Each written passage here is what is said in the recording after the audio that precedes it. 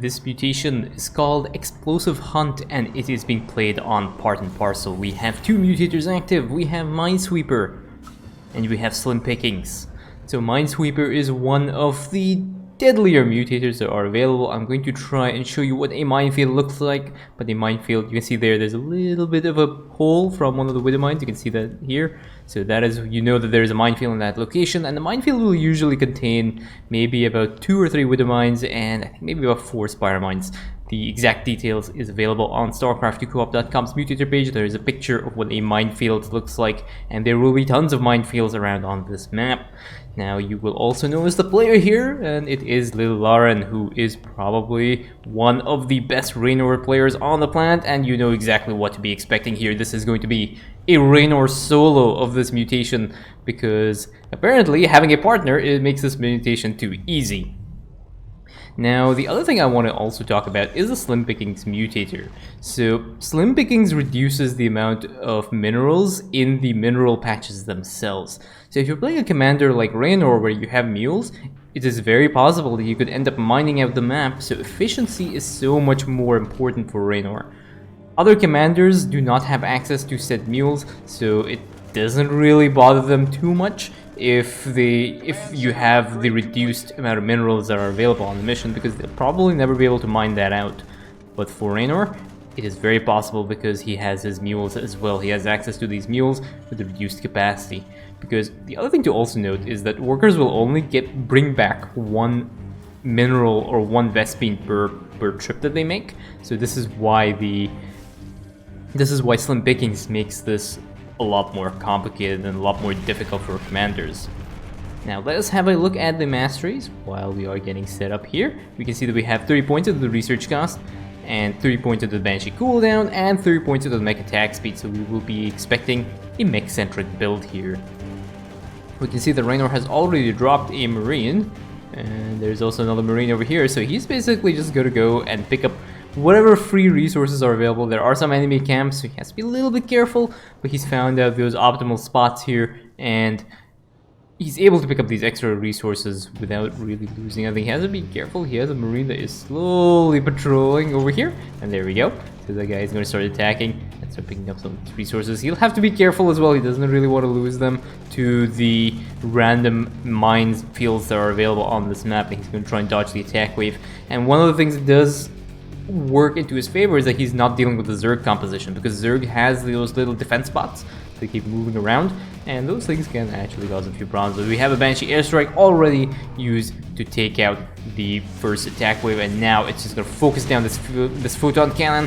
Photon cannon goes down, and now there is nothing to stop the onslaught of these Banshees. But again, he has to be very careful. There are a lot of widow mines here, and there we go. That was a very nice scan, and you can go and rewind the video to see what minefield looks like. But yeah, there are a ton of spire mines, there are a ton of widow mines, and these Banshees are going to end up cleaning out the site very, very well. Over here, this Marine still doing his job, picking up the rest of this stuff. He's also taking out the photon cannon. I think a couple of these cells will also end up getting picked off. I think that one probably ended up dying as well from the final barrages here. And now we have a Hyperion with a Yamato cannon, ends up taking out, again, there is a lot of detection. He wants to take out whatever detection is available. The Void Rays are not really too much of a problem. He just wants to go and focus down whatever detection is available and just weaken these enemy bases here. And now he's going to use the Hyperion just to pick up what other parts he has available. And again, these ones are pretty much freebies, so very easy to pick up. And you know, one Phoenix is not really going to do anything against this Hyperion. The Hyperion is getting attacked now by some of these minefields. There's a little bit of back off on this one, and now we have the Hyperion again moving over here. Does pick up, I think, a few more boxes before it ends up timing out finally. And this was very, very good value for Raynor. But now Raynor has a second problem to deal with, and he has to try and take out this hybrid. This Marine is an MVP right now. He has basically taken out he's cleaned up this entire area. So he's continuing to do that. He has noticed that there is a minefield in this right over here. There was something, I'm not sure what that was. I think that might have been a point defense drone, but he has to be very careful. This one Marine is going to be a little bit tricky to deal with because he wants to try and pick up that one box, but there's a minefield right at the bottom, just beneath that box. So it's very possible that he's not going to be able to pick that up. There's another attack wave that has spawned. Again, Banshee Airstrike will end up deleting that attack wave. And this is why the Banshee Airstrike cooldown reduction is very important. We can see that the enemy composition is Towering Walkers, which means it's exclusively a ground composition, and that does make it a little bit easier. The Balius is now here, and there are going to be, I think, some scans as well. And the idea behind this is that if you scan, the Balius will actually clear those mines for you. The mines do not attack the Balius, which is good, I believe. But what you can do is scan ahead of General Davis, and General Davis will actually be useful and start clearing out the mines for you. You can see here, no scans for Raynor because he's actually paying attention to the ground, and he's trying to find those little spots where the mines have burrowed. And those are the only things that will indicate where a minefield is. You can see there's another Marine here as well, picking up some more boxes. And yeah, so again, that is not with the mine, that is just some splat that happens from some of General Davis' tanks. He's paying attention to make sure that he can spot those with the minefield, so he's not really burning his scans as well. Overall, Raynor now has 2 orbital command centers, and we have a couple of starports out as well, and they are producing tech reactors, and I wonder what he will be doing. And actually kind of a lucky spot here for the Widow Mines, or it might be unlucky because he's not able to use General Davis to clear those minefields, but there are no minefields in that location. Usually, okay, there we go, there's another minefield here. You can see General Davis just focus firing down these Widow Mines and whatever is here. I don't think these minefields, actually I do not know, I don't think these minefields do aggro General Davis, but they might actually. I'm not really sure. Let me know in the comments if you know whether these things will aggro. Theoretically they should, but I'm not certain. There's another scan there, and those are another set of Widow Mines getting picked off. And now the hybrid is basically exposed for Raynor to take out. So General Davis breaks the containment chamber. General Davis goes to focus down some more of those minefields. I think does end up getting a good chunk of them. And now these Banshees will start working away on the hybrid. Banshees will end up timing out at some point, and General Davis will end up getting defeated by the hybrid at some point as well. And now we have an attack wave that is coming up towards this side. So this will go towards the expansion, and then I think it will move towards the main player spaces. So there is a while before that attack wave will intercept Raynor's base, where he will have to actually deal with something. Raynor is fighting valiantly against this hybrid, but unfortunately, or General Davis is fighting against this hybrid. I think I said Raynor, but again, General Davis stands no chance against this hybrid, and this is the attack wave. Attack wave goes and has a look at the expansion and realizes that there is nothing there. And now we'll move towards Raynor's base. We have a couple of patrolling SCVs, and Raynor and General Davis running away from the hybrid because she is indeed a coward. And now we have a Banshee airstrike. It's dropped, and again, these Immortals unfortunately do not have any anti-air damage, and there's going to be another chunk of Immortals here as well. This might be a focus fire down right onto the sentry. Sentry goes down, and now these Immortals are also not too long for this world, and they end up getting picked off as well by these Banshees. Banshees will probably not have enough time to go and deal with the hybrid, so what's going to happen now is that these Banshees are going to go moving towards these little enemy camps and start to clearing this out. And over here now we have a Hyperion that gets dropped, and this Hyperion is going to end up cleaning up this hybrid. Yamato cannons as well. Very important to use these Yamato cannons off cooldown as soon as they get available.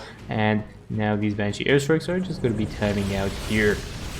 Again, this Hyperion is going to have not too many problems. Has to dodge a little bit out of this side. Unfortunately, tactical jump did not end up saving it from the little targeting attack.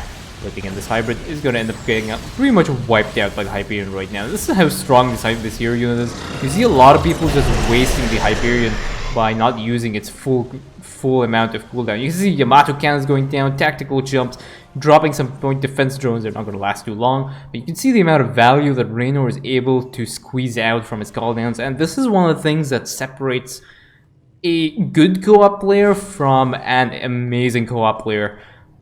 Lilaran is getting absolute value for every single one of his cooldowns. None of his cooldowns get timed out just sitting idling somewhere on the map. They are there. Every single Marine over here is getting value for him. This Marine now has picked up so many resources. Picked up something like 100 minerals so far, and maybe 150 gas. So this is how he's able to get value for his cooldowns. And if you're able to play with your cooldowns as efficiently as possible, the cooldowns are the thing that sets co-op apart from, unfortunately, that thing that does end up getting hit by the Widow Mines there, but there's a lot of detection. The thing that sets co-op apart from the ladder mode is the ability to have access to your cooldowns. And having cooldowns means that it gives you an extreme level of power in the early stage of the game and the late stage of the game, and a lot of people do not end up using the cooldowns as effectively as possible. These battlecruisers now are going to end up focusing down these scouts, because these scouts are the only things in Amon's army that can fight back, and the rest of these zealots are going to end up getting killed off. And again, there's not really too much concern for these battlecruisers. They also have the battlecruiser stim, and there are no mines in this area, so this is okay as well. We have a mule that gets dropped, and this is not a manor mule. This mule is going to go and try and do some stuff, like pick up some of these extra gas drops that are available on the map, because one of the important things for Raynor is to try and get the gas out for his battlecruisers. And if you are wondering, yes, this is going to be a battlecruiser build, because why not? Because going for a bio build is too easy. To be honest though, the battlecruisers are not really bad units. You know, I know a lot of people on Rock Stopping Champions, they make fun of the battlecruisers. Battlecruisers are not bad units, they're decent. The problem is, when people go for battlecruisers on the random queue, is that they do not know how to execute a good battlecruiser build. So over here, Lilaran is going for a mass battlecruiser build for the most part. It's a mass battlecruiser build, but there is a method to the madness here.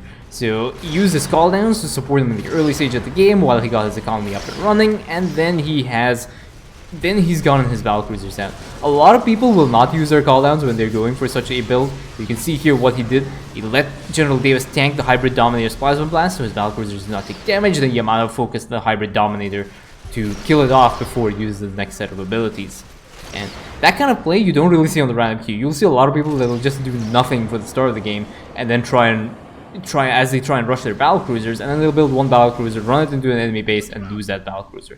You see the amount of value that these units have gotten. Like, Raynor has lost his Dustwings, he's lost 3 SCVs and 2 Marines in the course of the game, and we're at the 17-minute mark. In a regular brutal game, you'll see Raynor players lose a lot more than that, and you can see just these battlecruisers coming out. These battlecruisers are tanky, they have a lot of sustain, they have a lot of good sustained damage. They are fragile a little bit, especially if they end up getting hit by these minefields. But you just see the amount of value here. They just focus fire down right onto the photon cannons so that there is nothing here. And now he has to be a little bit careful because there is a minefield. And these battlecruisers do a tactical jump out of the way. And again, the goal is to try and keep these battlecruisers alive. You lose a battlecruiser, especially on the mutation where you have slim pickings and you don't have access to an ideal economy, you are in for a very bad day. So again, focus down Yamato straight onto the scouts. Now nothing can fight back except for these sentries, which end up tickling the battlecruisers, and now the rest of this attack wave is pretty much dead. So this hybrid is going to be chilling over here for a while because Raynor does not have the ability to deal with it so far. You just see the amount of damage output from these battlecruisers. They are getting a lot of good value, but again, to execute such a build, it requires a lot of skill. It looks very, very easy. I'm looking at this and I know it looks easy. The use of the Hyperion to clear the hybrids and dropping Marines and stuff, but that is basically what a great co-op player can do. He can make it look really, really easy when it's really not. Like, I know how difficult this is. There's a lot of micro involved, and there's a lot of attention that is required. You can see these Marines just patrolling over here to make sure they don't end up losing. So now we have a mule that is dropped to start repairing as well, trying to get a little bit more value. And again, see the amount of macro that goes in as well. There's a Hyperion now. The mama battlecruiser has joined the little kitty battlecruisers, and now it's going to be a battlecruiser fest here. And this hybrid is just wondering what the hell happened. There is a mama or this might be a daddy battlecruiser. I'm not really sure. No, the daddy battlecruiser's Wings of Liberty Hyperion. I think they just shreds everything else. But this is the mama battlecruiser with its baby battlecruisers around. There are a few Widow Mines here, and the goal is just to try and take up these Widow Mines. There is again some focus down from the lock-on ability. That ability deals a lot of damage, and you kind of have to be careful of the stasis as well. It is dropped. I think the rest of these units will end up getting caught out by the stasis, and I think that was intentional. You do not want your army cut in half. So this is kind of the opposite of when people use their stasis beams or their stasis with Phoenix. Stasis beams on Zeratul obviously is you want to try and cut an attack wave in half and not, take out the full attack wave, because that's how you get some value for it. But in this case, you want to get your entire army stasis so the hybrid doesn't end up focusing down some of the random stragglers and ends up surviving. Again, Yamato's instantly on those scouts. There are a few more scouts here. I think those things will also end up getting caught out and focus fired down. A little bit of kiting back. Again, more Yamatos ends up killing off pretty much the rest of these scouts, and now the rest of this attack wave is pretty much going to get cleaned up by these units here. Have any battlecruisers been lost? No. 7 SCVs have been killed off, 12 Duskwings, 3 of the Marines, but all is good. The hybrid has also ended up being killed off now, and now we are in the final stage of the game where Raynor has to try and pick up some more of these resources. So there is one random Marine here, but again, there is an enemy base, which is going to be a bit of a problem. And there's a random Marine who is just slowly sneaking by. He's like, don't notice me, just don't mind me. I'm just gonna go picking up some of these random boxes on the map. And now these just instant Yamato straight on anything that can fight back against these battlecruisers, and that is the goal here.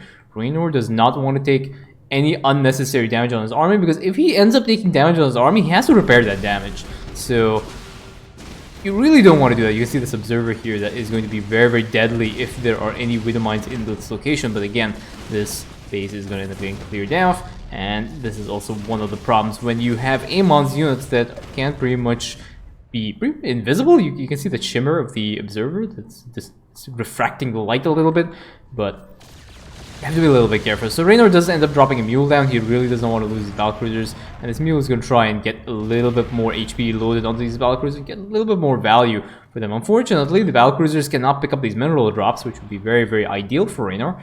But I think this area has been completely cleared by the rest of the units, the random volleys of the Hyperion and the random attacks as well of the Banshee airstrikes. This area has been killed off now, and all that is left is for Raynor to pick up a few more parts, and then he'll be good to go and deal with the next hybrid. And again, this hybrid is going to be behind an enemy base, which is going to be a little bit more difficult, but they can utilize General Davis's help, especially with the backup of these battlecruisers. They should be okay now. And we'll see what the plan is for Raynor. Raynor is just still looking at his battlecruisers, making sure everything's okay, getting some SCVs as well to move in and just pick up some more resource drops here. He has 3 minutes left before he has to trigger off the hybrid. You can see there's an SCV that's parked over here as well. Slim Pickings does test your micro a lot. So we have another Banshee airstrike now to get a little bit more value and pick off some of this enemy base here while the attack wave has spawned. And again, the goal is to just try and pick up the rest of these boxes, and there we go. The Banshee airstrike has done its job, picked up the last few parts required for Raynor to trigger the next set of the next hybrid. And there is an attack wave that does not really want to go and engage with Raynor's army. It realizes that Raynor's army is really big and scary, so it doesn't really want to do that anymore. This area has been cleared of all the widow mines because General Davis walked through with a bunch of scans from Raynor. So I like how this attack wave is just ignoring Raynor's army. That is actually kind of funny.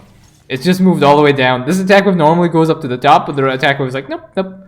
There are a lot of scary battlecruisers. That one SCV gets a short end of the stick though, goes to check out the attack wave and just gets completely wrecked. But this attack wave now is completely ground-based. So lots of Yamato cannons going down onto this army, and that pretty much ends up taking off a bunch of the Immortals.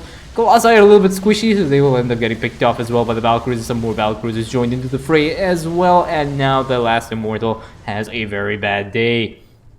And now, Raynor is going to be moving towards somewhere, I do not know. It's very unfortunate that these battlecruisers cannot pick up these ground drops. Yeah, I guess it would make it a little bit too easy. There's another scan there. He has noticed that there is a widow minefield. I did not notice that widow minefield there. And this is how this mutation actually kills you. Is at the start of the game, you're paying attention to these minefields and stuff, but as the game progresses, you stop paying attention and you eventually run your army somewhere that has not been cleared, and you end up losing your entire army. You can see there's an SCV here. It's just gonna go and pick up some more resources, and General Davis now is getting ready to start pushing into this enemy base. And again, the battlecruisers tactical jump in. They do not want the hybrid to end up dealing damage to this, and unfortunately, tactical jump right into a bunch of widow mines here. 4 battlecruisers ended up getting killed off as a result of that, which kind of stings. But I think now the Hyperion is there with a bunch of scans. The Hyperion will start clearing out some of this stuff. This High Templar really wants to storm Raynor's army. See how Raynor backs off his battlecruisers as well? He does not want to take any unnecessary damage onto his army, because that would be absolutely devastating. There are a bunch of Stalkers who decide to give Raynor's army a little bit of attitude. Again, a Yamato cannon from the Mama Hyperion ends up killing off the Stalkers as well, and now there is very little bit that can fight against this army. Now you could theoretically start pushing into the side, but there's a Hybrid Dominator that's parked in that enemy base, so you really don't want to try and make that. You really don't want to make that unit mad. So Raynor's army is now sitting at the back here, and the Hyperion has, I believe, tactically jumped away. So that is the end of that. And now Raynor will have to try and deal with this hybrid by himself. He does have the help of a Banshee airstrike or the airstrike will end up being able to do a little bit of damage before it times out, but now there's an attack wave onto Raynor's base, and Raynor does not look like he's interested in dealing with this. He wants to try and take out this hybrid as quickly as possible. Uses the cone attack. Raynor tactically jumps behind that cone attack to dodge this, and I think he used Hyperion to end up weakening this attack wave, but unfortunately there's still a bunch of units that are left over. So he is on a timer now. He has to kill this hybrid before the end of the mission, which will happen when he ends up losing his base here. We have a bunch of sentries and scouts and a Colossus at the back that are attacking his base units here. So one more battlecruiser ends up getting picked off. General Davis cowers away in fear of the mighty hybrid here, but Raynor is not afraid. Unfortunately, another one of those battlecruisers does end up getting picked off, and another one by a Widow Minefield that has not been cleared by General Davis because she is a slacker. He is now down to a total of 4 battlecruisers, and now a Banshee airstrike gets dropped, and that's pretty much the end of the game. That is the hybrid kill. That is a Raynor solo on Explosive Hunt. That is GG.